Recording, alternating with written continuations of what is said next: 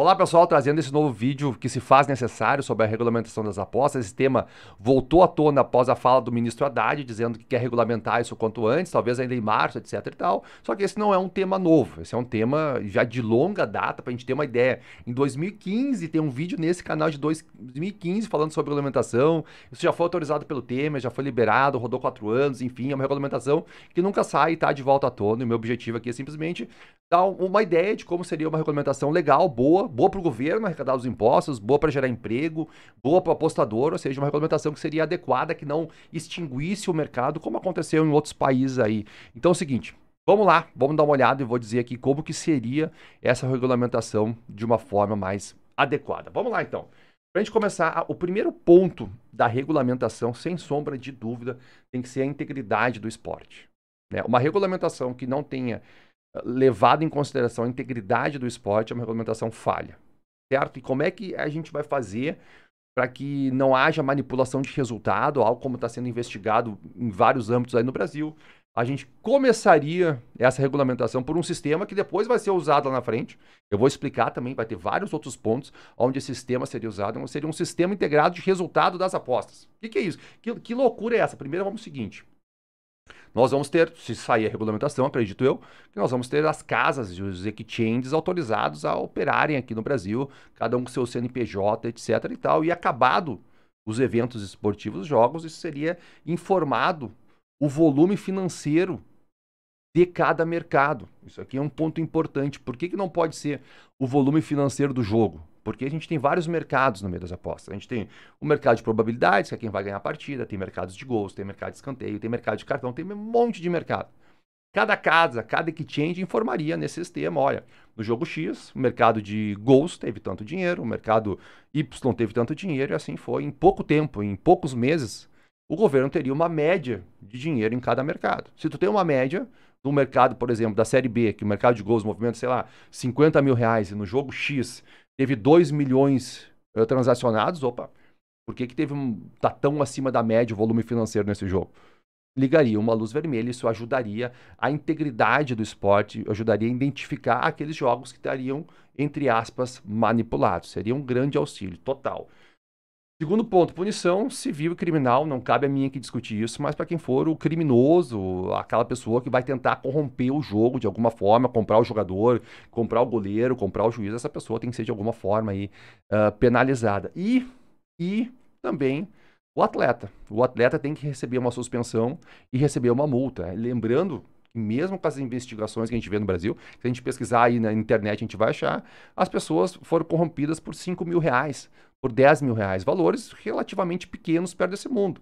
Então, se tu coloca uma multa, olha, se tu for pego apostando, envolvido com isso, dependendo da gravidade, então até uma multa de 100 mil, 200 mil, 300 mil, o boleiro já vai, opa, peraí, eu não vou, porque eu posso ter uma multa muito grande, eu ainda vou ser suspenso, vou ter que ficar 1 ano, 2 anos, 3 anos sem jogar, acho que eu não vou me envolver com isso aqui. E isso foi o que funcionou no mundo. Se a gente pegar os exemplos do que funcionou, o que fez, não vou dizer que reduziu em 100%, acho que não existe 100%, mas o que resolveu isso, mitigou isso muito foi essa situação. Entende? O jogador foi pego apostando, fazendo algo, cara, tá suspenso, tantos anos sem jogar, multa XY, pronto. Meio que mitigou isso, certo? Então, essa aqui seria o primeiro ponto da regulamentação, cuidar da integridade do esporte, logicamente. Todos os pontos aqui dessa apresentação têm que ser discutidos mais profundamente. Eu estou sendo aqui extremamente. Estou simplesmente fazendo um vídeo aqui de forma mais sucinta possível. Segundo ponto, que é o ponto aí que interessa muito ao governo, veio esse ponto à tona do Haddad, porque houve uma isenção do imposto de renda e querem cobrir o rombo do imposto de renda e se pensou que esse imposto das apostas, o que, né, não é de nada errado isso de uma forma. Então, a primeira coisa que a gente tem que ter aqui nessa regulamentação e na parte da é não inviabilizar o mercado, exemplo do que aconteceu em Portugal. Inclusive, nesses anos que a gente vem com regulamentação, a gente teve algumas minutas completamente enlouquecedoras, de tão ruins que eram, que levavam como exemplo um modelo que deu totalmente errado, que é o modelo de Portugal. O modelo de Portugal deu errado. Hoje, apostadores, os portugueses não usam as casas portuguesas, eles usam as casas de fora de Portugal. Por quê? Porque a maneira como foi feita a regulamentação em Portugal fez com que as odds sejam menores em Portugal. Por exemplo, tu tem vai jogar amanhã, vou dar um exemplo aqui, vai jogar amanhã Flamengo e Corinthians, o Flamengo tem uma de 1,80, certo? No mundo todo. Mas nas casas de Portugal a odd não é 80, a odd lá em Portugal é 1,60. O que os portugueses fazem? Eles vão apostar nas casas fora de Portugal a 1,80, que vão receber mais. Isso no ambiente de internet, no ambiente virtual que a gente tem hoje. Ainda mais o brasileiro vai de Monza para o Paraguai para trazer cigarro mais barato. A galera vai usar as casas estrangeiras, né? Então a gente tem que ter esse cuidado para não fazer com que a gente fique com odds menores aqui, que vai fazer com que o dinheiro vá para fora, seja apostado fora, o imposto vai fora e aí a regulamentação foi por água abaixo. Ah, se usa o argumento que eu já vi o pessoal usar, não, mas antes não se arrecadava nada em Portugal e agora se arrecadou 16 milhões. Cara, poderia ter se arrecadado o dobro, o triplo, 10, 20, 30 vezes mais do que aqueles 16, o valor que seja. Entende? Então, perto do nada, qualquer coisa é muito, mas pode se arrecadar muito mais. Eu vou chegar um pouco nesse ponto e eu vou te mostrar um exemplo da Inglaterra e da Denise que a galera tanto fala. Então, a gente tem que cuidar que os apostadores foram para casas estrangeiras por causa das odds menores, somente pequenos volumes nas casas reguladas, porque só vai apostar realmente aquela pessoa que não entende absolutamente nada, aquela pessoa que é totalmente recreativa, que chegou e que vai botar pequenos valores. E qualquer pessoa que vai botar qualquer valor maior vai buscar odds melhores e vai buscar casas estrangeiras. E as ausências de exchanges. Isso aqui valeria um vídeo só para explicar a regulamentação não, mas o equilíbrio que acontece em todo o mercado e as exchanges são um fator primordial nesse equilíbrio. A partir do momento que isso retirou as exchanges do mercado, vira uma bagunça total, vira um descontrole total, odds piores, apostadores apostando fora do país. Então a gente tem que ter a presença de exchanges nesse ecossistema para ter um equilíbrio completo. Segundo ponto, cobrança sobre o lucro líquido proveniente das apostas diretamente nas casas e exchanges. Ou seja, o imposto ele tem que ser cobrado das casas. Ele tem que ser cobrado dos exchanges. Certo? Lá neles. Como vai fazer isso? Isso não pode ser feito por jogo, porque as casas elas ganham dinheiro conforme, né, o usuário perdeu, ela ganha. O usuário ganhou, ela perde. Então vai nesse montante, ela vai ganhando, perdendo, ganhando, perdendo. Lá no final ela ganha. Ela sempre ganha porque a galera perde mais do que ganha. Então o que acontece? Se apurou no final do mês, aí o período não cabe a mim discutir se vai ser diário, semanal, mensal, semestral, anual. Vamos dar um exemplo de mês, porque é o que a gente tem aqui no Brasil, já pré-estabelecido. No final do mês, qual foi o teu lucro? Né? Tu ganhou, perdeu, a galera lá te sobrou para ti 100 mil reais, vai pagar X de imposto. E esse X de imposto não pode ser um X muito alto. Porque senão o que as casas vão fazer? Elas vão refletir aonde? Nas odds. Elas vão refletir nas odds e vai acontecer a mesma coisa anterior. Se a odd aqui foi mais baixa do que as odds estabelecidas no mercado mundial, a galera vai apostar lá fora. Então tem que ser um imposto que não influencie nas odds. E o exchange da mesma forma. O exchange é mais fácil porque ele vai ganhando conforme as pessoas vão ganhando. Quanto mais as pessoas ganham, mais o exchange ganha, porque ele cobra uma taxa somente sobre os lucros. Então é mais simples. Chegou no final do mês, quanto lucrou, lucrei tanto, vai pagar tanto por cento de imposto e bola para frente. Cobra-se o imposto nas casas e dos exchanges. Simples. E um ponto que agora que quem vai ver, principalmente se for algum jurista, vai dizer, não, isso não pode, isso está errado, mas eu vou te explicar e tu vai concordar comigo no decorrer da minha explicação. Presta atenção. Isenção de imposto para apostadores. Não, mas como assim? Como? O cara foi lá, o cara apostou, o cara ganhou dinheiro, não vai pagar primeiro. O governo já vai estar ganhando o imposto da imensa maioria das pessoas. A imensa maioria das pessoas são perdedoras. Então elas vão perder dinheiro para a casa de apostas e a casa de apostas vão pagar esse imposto. Certo? Agora, chega no ponto seguinte, vamos pensar um pouco maior. A gente não tem cobrança de imposto no Brasil. Certo? A gente não tem mercados regulamentados em vários lugares no mundo. Qual é o exemplo que a gente tem hoje da Inglaterra, do Reino Unido, para ser mais exato? Por que todo mundo quer ir apostar lá no Reino Unido? Porque lá não tem imposto. Então a galera pensa, eu vou apostar lá, porque lá se eu ganhar não tem imposto. Beleza. Só que mesmo os estrangeiros que vão apostar na Inglaterra também perdem.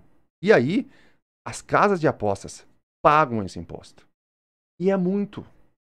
E para vocês terem noção do quanto é isso, de pensar de uma forma mais globalizada e não apenas local, não pensar, vou ficar cobrando da minoria que é ganhadora no Brasil um imposto em cima. Olha isso aqui. Deixa eu mostrar um dado importantíssimo para vocês. Isso aqui é a lista dos maiores pagadores de impostos do Reino Unido. Quinta ou sexta maior economia do mundo, tá? Quinta ou sexta maior economia do mundo, Reino Unido. A segunda pessoa na lista Olha quem é o número 2 na lista. A tal da Denise. Se tu acompanha qualquer coisa de Instagram, tu vê a galera, a galera acerta uma aposta de R$ 20 e bota no Instagram, quebrei a Denise. Cara, a Denise pagou 460 milhões de libras em impostos ano passado, certo? Bota no Google aí e transforma 460 milhões de libras para real. Se eu não me engano, dá 2 bilhões e meio. Uma empresa. Lógico, aqui deve ter outras coisas. Provavelmente elas não têm só a casa de aposta. Mas a gente já tem em quinto lugar.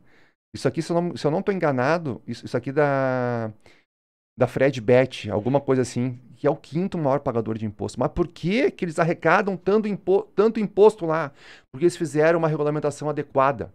Uma regulamentação onde as pessoas quisessem ir apostar lá. Não uma regulamentação como foi em Portugal, que façam que as pessoas querem não apostar lá. Então, se tu cria um sistema onde o apostador não paga, o que vai acontecer com o argentino, com o uruguaio, com o colombiano, com o americano, com o africano, com o asiático, com todo mundo que não consegue apostar na Inglaterra por N motivos?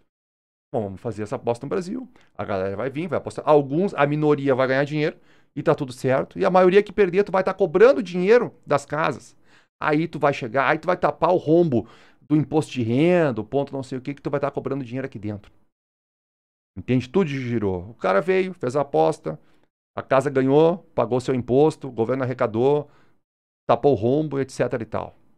Então se faz algo que as pessoas queiram vir para dentro, dá algo exclusivo, como foi algo que exclua as pessoas, como foi de Portugal, onde os próprios portugueses vão apostar fora. Então a gente traz toda a América Latina para dentro, imposto pra caramba, entende? Desenvolve para, enfim, tá? Então isso aqui era só um exemplo e eu queria mostrar esses números para vocês. Vamos seguir com a apresentação aqui. Desculpa a minha apresentação, né? Estilo segundo grau aqui, né? Não tenho grandes experiências com o apostador. Então nós estávamos falando da parte da cobrança de impostos. Então, por aí passariam a cobrança de impostos. Terceiro ponto seria a geração de emprego. Aqui é um ponto mais delicado, a geração de emprego que hoje existe no Brasil, mas basicamente hoje a geração... Primeiro bem na criação do CNPJ, que já vai gerar alguma coisa de emprego, vai ter o contador, vai ter que paraná, etc e tal, tem que registrar, tá? Tem alguma coisa de emprego gerado. Aí a gente passa no seguinte, o que a gente tem hoje? A casa de aposta tem a parte de TI, tem a parte de suporte, tem a parte de mídia. E praticamente tudo isso aí, hoje, das casas que estão dentro do Brasil, tudo isso gira fora do Brasil. Tá dando emprego lá, fora do Brasil. Talvez alguma coisa de mídia, mas nem tudo, né? Alguma pequena coisa de mídia aqui dentro do Brasil. O TI, a gente tem que olhar um pouco separado, porque talvez o Brasil não tenha estrutura para comportar o TI dessas casas. Eu acho que a questão de servidores, infraestrutura, isso é muito mais complexo, não cabe a mim debater aqui. A parte de suporte tem que ser feita aqui no Brasil. Talvez pode ser uma exigência a regulamentação. O teu suporte tem que ser aqui no Brasil, feito por pessoas, por brasileiros, ponto final. Né? Não alguém que está fora do Brasil usando um tradutor automático para se comunicar com o usuário brasileiro. Isso é horrível para o usuário. Então isso poderia ser uma exigência. Não sei se isso pode também. Parte de mídia, né? Tem várias coisas. Isso teria que trazer as pessoas das casas de apostas, dos exchanges, para conversar e ver como seria uma forma aí adequada. Mas eu acredito que essa parte de suporte a gente já podia, né, nacionalizar ela aqui no Brasil, que já geraria vários empregos. Né? Outra coisa, uma sugestão seria faturamento X, tu tem que ter tanto suporte. Teu faturamento é X mais 2, tu tem que ter suporte mais 2. E assim tu vai aumentando a quantidade de suportes, vai dar um serviço melhor para o usuário, tu vai estar gerando emprego no Brasil. Então é só uma sugestão.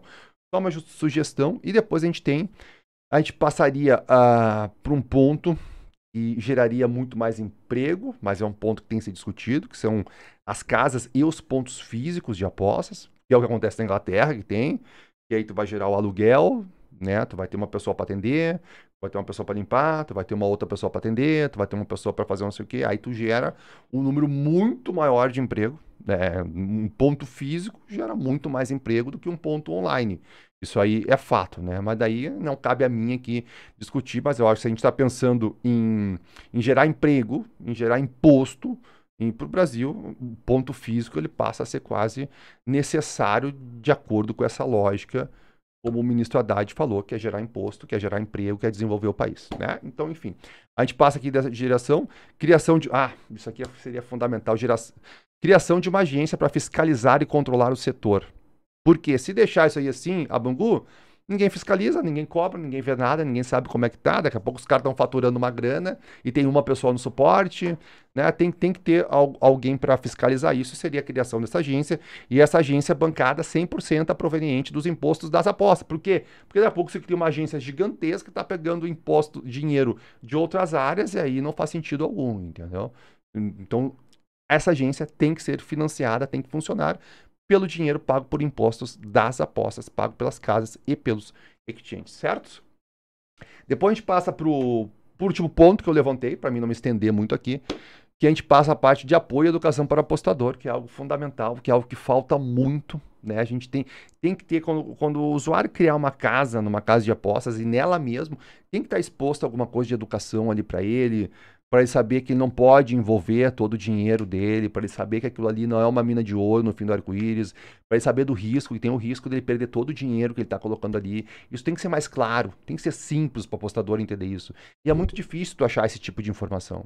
É muito difícil tu encontrar plataformas de ensino para o apostador, para o cara entender que ele tem que ter uma gestão de banca, que ele tem que saber gerir o recurso dele ali dentro, entende? E é algo que falta. Então, acho que seria uma exigência que as casas tivessem uma plataforma, alguma forma de ensinar o apostador para ele não chegar ali e depositar o dinheiro dele, essas loucuras que a gente vê em rede social, que isso vai levar o cara para o fundo do buraco. Isso é fundamental, então a gente precisaria de algumas plataformas de educação e apoio. Eu cito o Backlay.trade, que é uma plataforma feita por mim, deixa eu puxar a sardinha pro meu lado, deixa eu puxar a sardinha bem pro meu lado aqui, mas é uma das poucas, a gente não tem muitas, a gente tem poucas plataformas de ensino que a gente tem, e a gente tem depois também que o jogadoresanônimos.com.br, que é uma plataforma de apoio a quem se perdeu nesse meio, a quem se viciou. Então, dá uma olhada nas duas aí.